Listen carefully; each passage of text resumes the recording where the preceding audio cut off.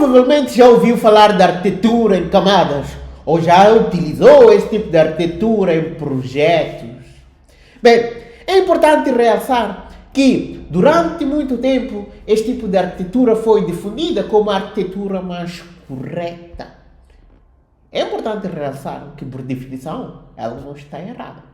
Mas ela apresenta um conjunto de vulnerabilidades que devemos ter em conta quando vamos escolher esse tipo de arquitetura para os nossos projetos. Bem, apresento-vos aqui as 5 vulnerabilidades desse tipo de arquitetura. E já vou passar a explicar uma a uma. A primeira vulnerabilidade é o domínio refém da base de dados. A segunda é a famosa teoria das janelas partidas.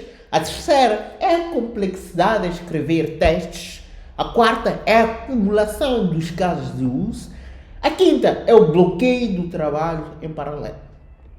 Bem, vamos começar aqui pela vulnerabilidade número 1, pelo sintoma 1, digamos assim, que é o domínio refém da base de dados. Vamos aqui imaginar um prédio. Quando nós vamos construir um prédio em que temos o primeiro andar, o segundo e o terceiro, o que é que acontece? Tendo em conta que o segundo andar depende do primeiro, nós temos que primeiro construir o primeiro andar para sustentar a construção do segundo. A analogia é a mesma que devemos apresentar aqui.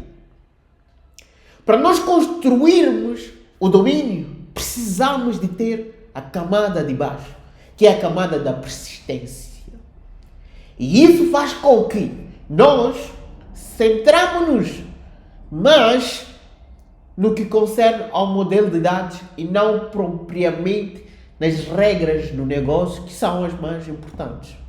E o modelo de dados começa a guiar o nosso desenvolvimento.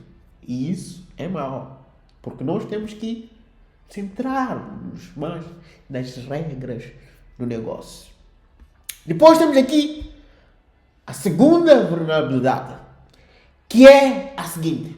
É importante aqui, vocês conseguem perceber que a apresentação, esta é uma regra, a apresentação tem que consumir aqui o domínio e, por sua vez, o domínio tem que consumir a persistência. E nunca podemos fazer o processo inverso. O que é que eu estou a tentar dizer? Uma das regras é que a persistência não deve consumir o domínio. Isso tem que ser de cima para baixo e não de baixo para cima. Mas, em muitos casos práticos, quando há necessidade de resolver ou de implementar uma nova funcionalidade no sistema, devido à complexidade de ter que passar por todas essas camadas, o que é que muitas das vezes acontece? As pessoas começam a partir, começam a pular camadas, começam a passar a responsabilidade de uma determinada lógica para a camada mais abaixo. E acabamos por ter aqui a camada da persistência demasiado obesa. Começamos a misturar lógica que devia fazer parte do domínio. E isso leva-nos a um outro ponto importante. Tendo em conta que nós vamos distribuir a lógica em camadas erradas, vamos ter dificuldades em escrever testes. E nós sabemos que os testes são muito importantes quando nós vamos desenvolver um software, porque ajudam-nos a verificar se o nosso código está a responder conforme é esperado. Depois temos aqui um outro ponto extremamente importante, que é, nós aqui começamos a não ter segregação de use cases. Começamos a ter um conceito de serviços, em que um serviço é responsável por resolver vários use cases. O que acontece? Isso dificulta a mudança, porque quando nós vamos mudar aquele serviço, tendo em conta que nós não estamos a seguir os princípios de single responsibility, ou seja, os princípios de responsabilidade única, digamos assim em português, começamos ao mudar esse serviço, começamos a partir código em vários sítios. E isso dificulta a mudança do nosso software. Depois, temos um outro ponto extremamente importante, que é a dificuldade de trabalhar em equipa em formato paralelo.